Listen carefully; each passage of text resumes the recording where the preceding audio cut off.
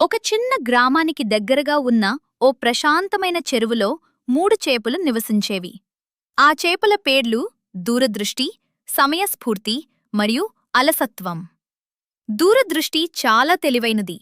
ముందుగానే ప్రమాదాలను ఊహించి నిర్ణయాలు తీసుకునేది.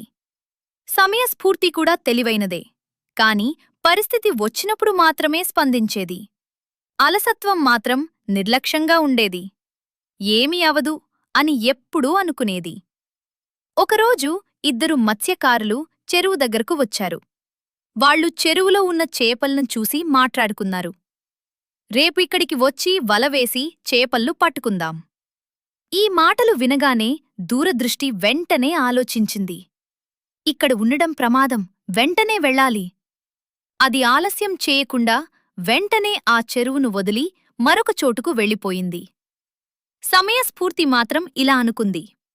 ఇప్పుడే వెళ్లాల్సిన అవసరం లేదు, సమయం వచ్చినప్పుడు చూస్తాను.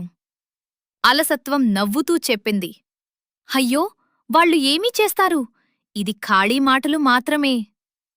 తరువాతి రోజు ఉదయం మత్స్యకారులు వచ్చి చెరువులో వలవేశారు. సమయస్ఫూర్తి వెంటనే ప్రమాదాన్ని అర్థం చేసుకుంది. అది చనిపోయినట్లు నటించింది.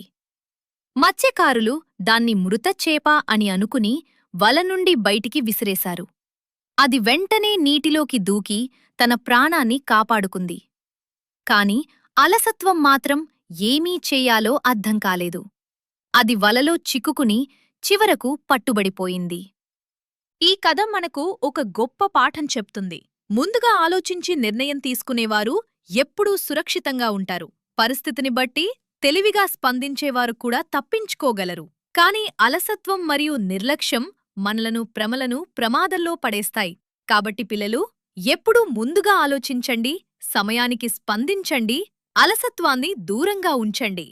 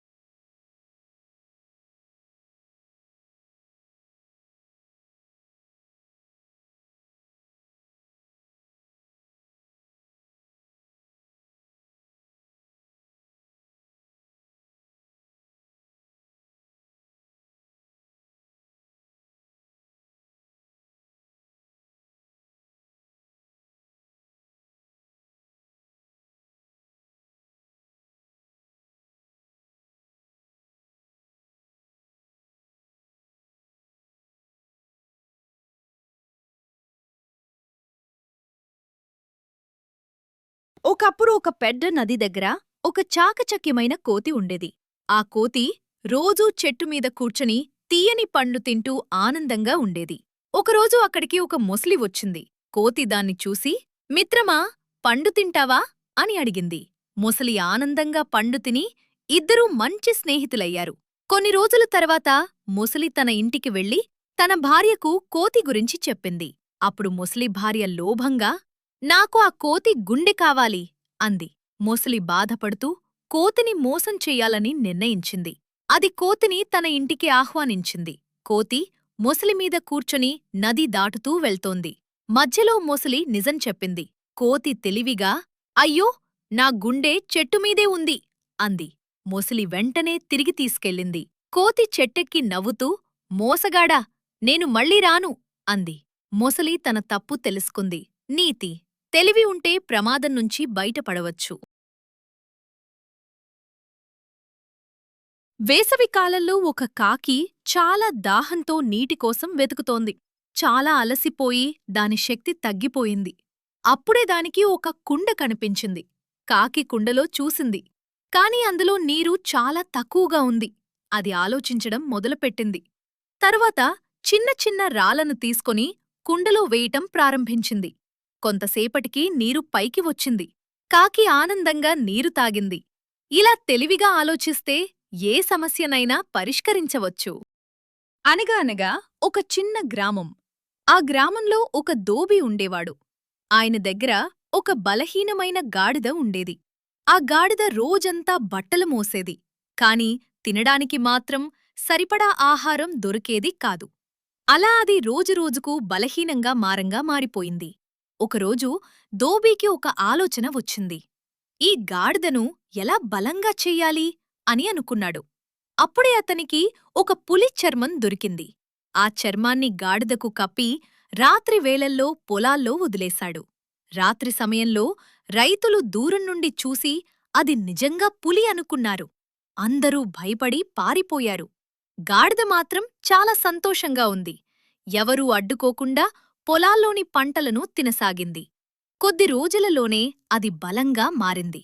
ఇప్పుడు నేను రాజులా జీవిస్తున్నాను అని గాడిద అనుకుంది. కాని ఒకరోజు పక్కనే ఇంకొక గాడిద అరవడం వినిపించింది.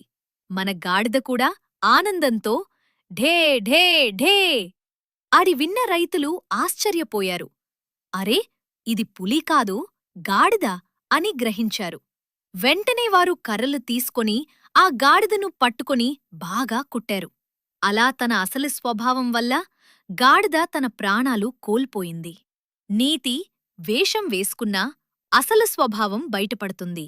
నిజాన్ని ఎప్పటికీ దాచలేం.